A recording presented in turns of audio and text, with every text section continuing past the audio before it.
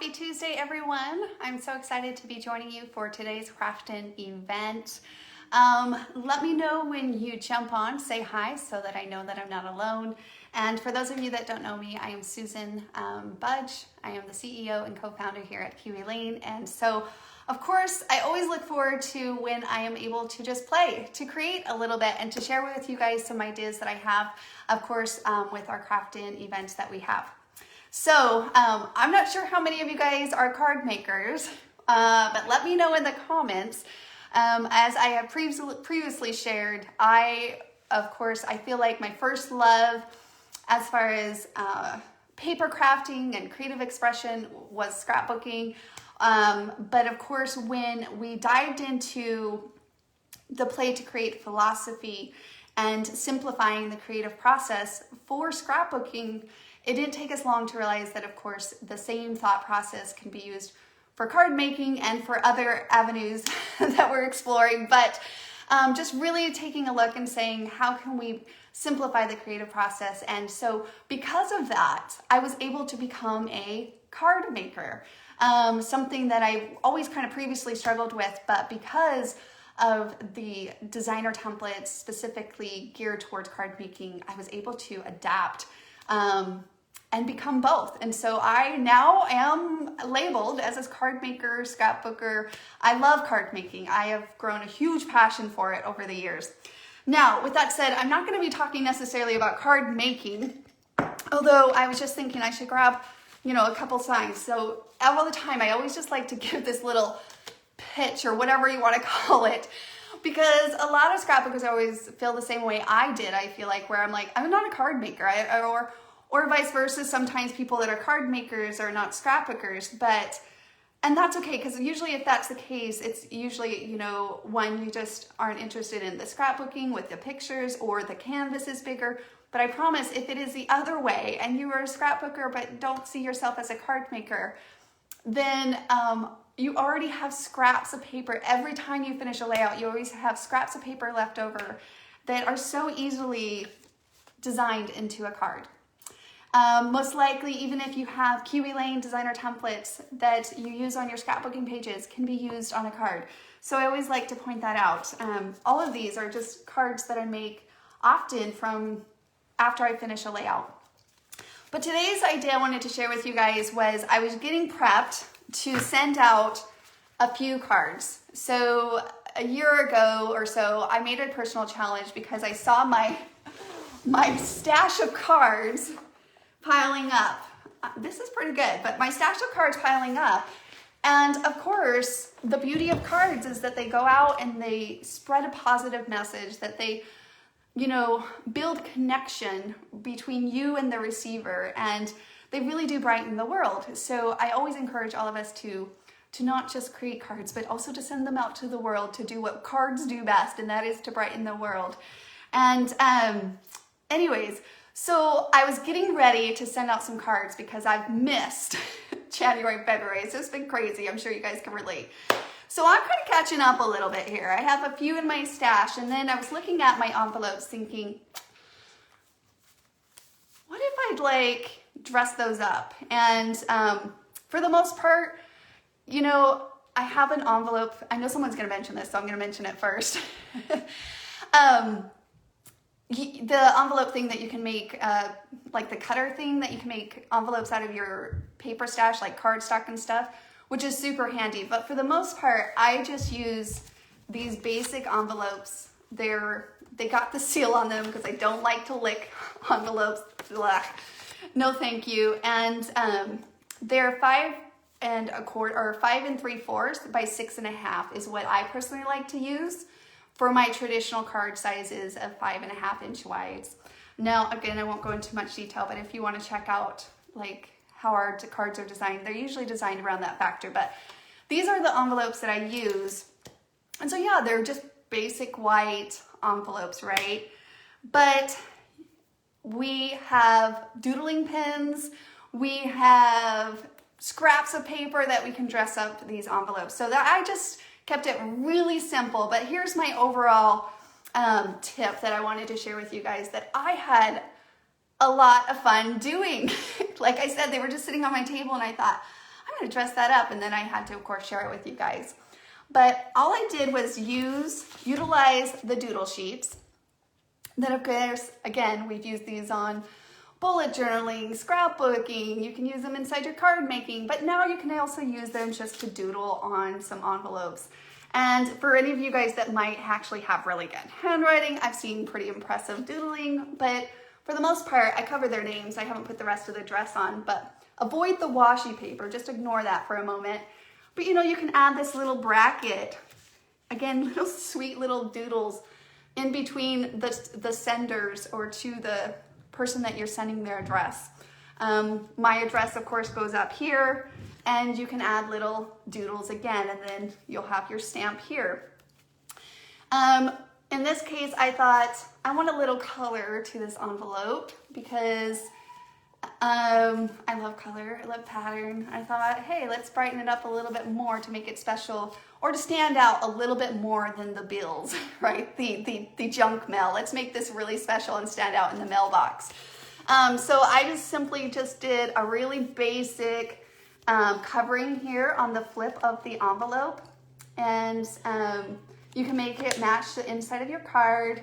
And in this case, I'm sending one of my few left that I have of the snowman cards that we made. So I'm sending this off. A lot of places are still getting snow, so either way, I'm still sending it off. I just used the little letters and I put hello, just a little basic thing there. But heck, you can pull out some stickers, whatever you want. I will mention though, I think because this is on the envelope, it will go through a machine. You wouldn't want to add layers, of course. That's why I think the doodling sheets work really well, because then it's just adding little drawings on the envelope. And when I went to go cut this top layer here, I recommend liquid adhesive, because I feel like then you can get down into the corners and it really sticks. Like this just feels like part of the envelope now. Like it doesn't feel like an added layer that I added. So that was really, really fun. So I'm just gonna walk you through that basic thing of some things that I was like experimenting with. So again, if you have stashes of paper, they're great, but a lot of time for card making, these little 6x6 pads are really great. And so I had some of these cards that we previously did in a craft in, oh boy, that was a while ago. Here, let me kind of spice that up again. Look how cute these turned out. Using the woodland creatures, just cards out of scraps of paper, right? So I picked one of these from that designing things that I did, and I picked out this owl one. Here we go. And I'm gonna actually send this to my brother. He'll never see this, so it will still be a surprise, but I wanted to send him a card, so I'm gonna send this to him. So I just picked the paper that I happen to have still, or some coordinating paper. And if you want to add a pattern, like in this case, I just added a pattern to the back, right? I wouldn't add any doodling like in this one, just because I feel like it'll just look really busy, but that's me personally. I always go for that simple, cute, clean look. So I'm excited to see if you guys find some different styles and designs that you can interpret, but for the most part, those are things that I was going through. My thought process was, okay, in this case, what do I want to accomplish with his card? And do I want to just add a pattern here, which I could add this really cute feather pattern, which would go with the owl theme, and that would be super cute. Standalone, it would be super cute. But in this case, I want to say something really funny. I don't know what I'm going to say funny yet, but I want to make my brother smile again, right? And so I'm going to choose the blender pattern, which in the case of blenders, when we reference that, it's just more of a pattern that's more neutral tone, not really heavy on the main patterns, so that when you do add any layers or doodling, that it will stand out. It won't compete in that manner. So those are things to always be mindful of when selecting what papers to use. What are you hoping to accomplish in that space that you're designing with that paper?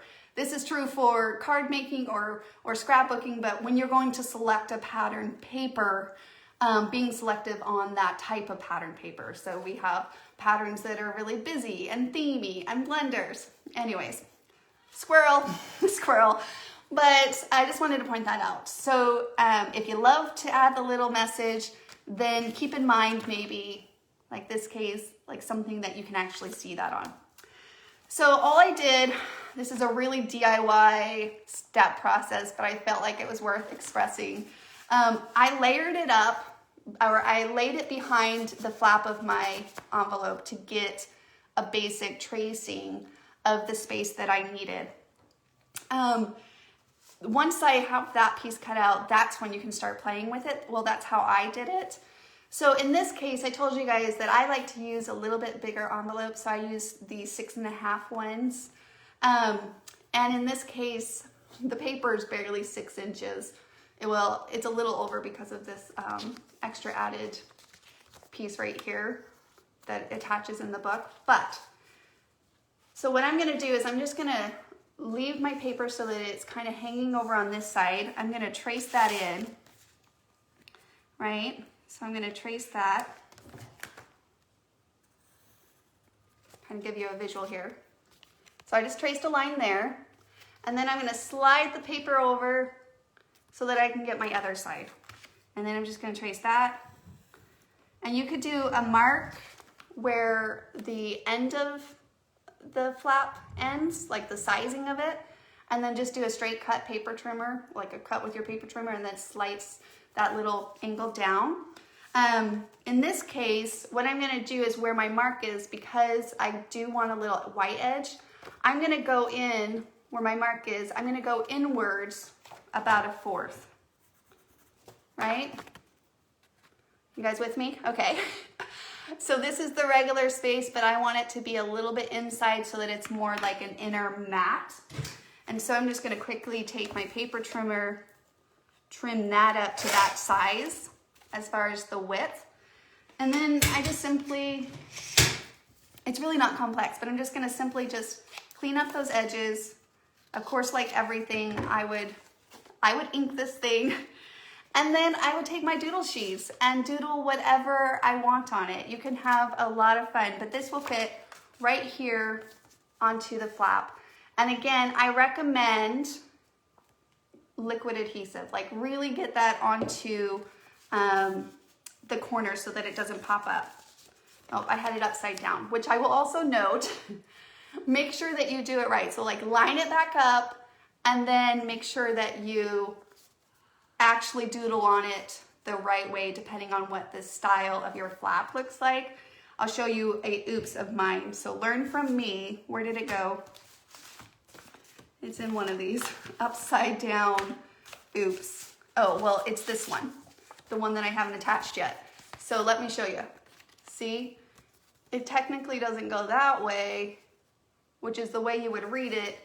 My design was supposed to go upwards with the curves coming inwards, and I did my smile upside down. So when you finally get your piece cut out, lay it on top, make sure it's right, and then write on it in the right order of viewing as far as we read. But whatever, if it's upside down, I guess they could just turn their envelope or see it. They're gonna rip into it anyhow, but again, it's just more for that experience. Like, what is that experience? Adding a little bit more to that experience when this person opens up the mailbox, or you leave it on their porch, or you drop it off to them. Like, what's that experience for them? And so I think there's a fun element to it. And so I think it's worth taking, you know, the extra 5 minutes here and there. Like I said, I don't do this with every card that I send, but in this case, I happen to be in the mood or feeling it more, and sometimes that's the case when we want to try different little things that we're creative in. So very simple, really easy. Let me show you a little bit on this doodle sheet while I just have you guys just kind of pointing out some of the fun features that I found. So I showed you this simple, easy, clean bracket look, like so clean. You could put hello, you could put smile, you could put thanks, and you can write those out, very basic here. If you have stamps, pull those out.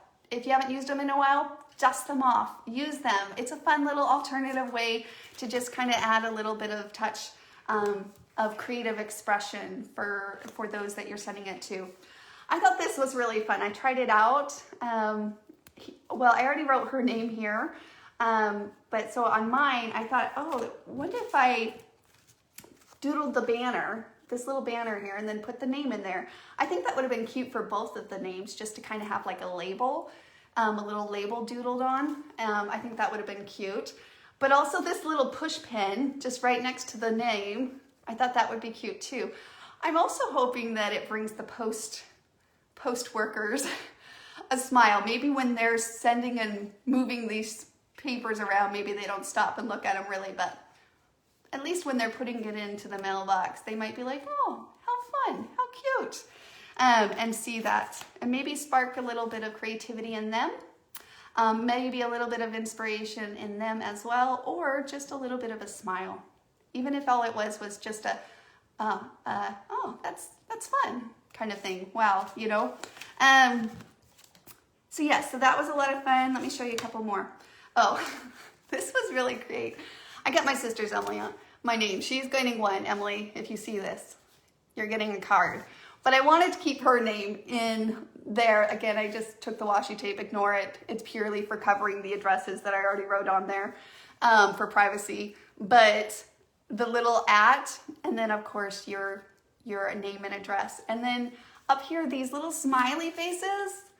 Oh my goodness, guys, that made me so, I hope it makes her smile, because having a little smiley face next to your address, that was really fun. I enjoyed that, playing with those different designs in it as well. Another thought I had was, I haven't finished this one, but you could put the name and kind of like a bar, like a little divider, and then put the address under that. So just another place that you can add a little decorative. And on the doodle sheets, it has 3 of these. And so that was fun too. So like I did it, this one, you could do it in color, and you're just gonna use a fine point marker or pen, or like I have these little Sharpie things. So, you know, again, just whatever you have. I do have like a graphic pen or just a fine pen Sharpie. I played around with some color. I played around with the black. I like the classy, clean look of the black, but if you want to add some color and it kind of goes along with what you're trying to accomplish, then throw some color in there. So those little bars underneath, again, that separation on the title or the address, I thought were really fun. And then just, again, this little banner, that was really cute. I did it upside down, but still, how fun is that on the back of an envelope? You can have fun with these little tags. You could maybe that's what I'll do on this one that I need to finish up. I could do little tags, and then inside the tags kind of create my own little banner and put thanks. Well, in this case, it's a thinking of you, so I might put the word smile or something like that. Just more inspirational that hopefully brightens his day. But if it was a thank you letter, thanks is a good word to put on the back of, yeah, like hello. That's a good one too, for sure. So hopefully this has inspired you. If you have the doodle sheets, pull them out. Next time you're sending a card, do little touches, guys. Like, it doesn't have to be too complex. This one I thought was really fun. When I finished this, just 2 little things on it, just these little things next to the address, the to and from address, I thought was so much fun that it makes me want to kind of make sure that I'm adding little touches to my bland white envelopes when I send them. So yeah, and of course, if anything else, I hope that you're inspired to, 1, pull out your card stash. I'm guaranteeing many of you guys have cards in your card stashes, and send them this week. Send them like every month if you need to. Join me in my challenge. I try to send at least 2 cards a month, just randomly to whatever might happen, or thoughts that come into my mind, and send those out to people. And keeping that authentic connection, I think that is so valuable, and it really does bring just not only a warmth to my heart, but I hope that it brings it to them. But like I said, I've really drawn, my heart's grown for my love for card making, just because I know how appreciative I am when I get cards, and I hope the recipients of my cards are the same. But overall, I think that it does make a difference in this world, in this small little capacity that it does. So send a card out one way or another, whether it's handmade or not. I mean, of course, I always encourage you to use your supplies and go ahead and make a card, play to create one of your own and send it out. But definitely think about somebody that you, maybe the first person that comes to your mind. Don't even overthink it. Just the first person that comes to your mind, send that person a card. Just put it in the mail and send it out to the world to do a little touch of making someone's day a little bit brighter in whatever capacity that could be. So thank you guys so much for spending time with me for today's craft-in. Make sure to tune in tomorrow. We'll have another fun schedule of craft-ins. And like always, if you are inspired by what I shared with you today, and you create your own version or your own interpretation, whatever that might be, share with us over in our Play to Create group or on our website community, and use hashtag createwithkiwilane.com so that we can see it, and we will talk to you guys soon. Bye now.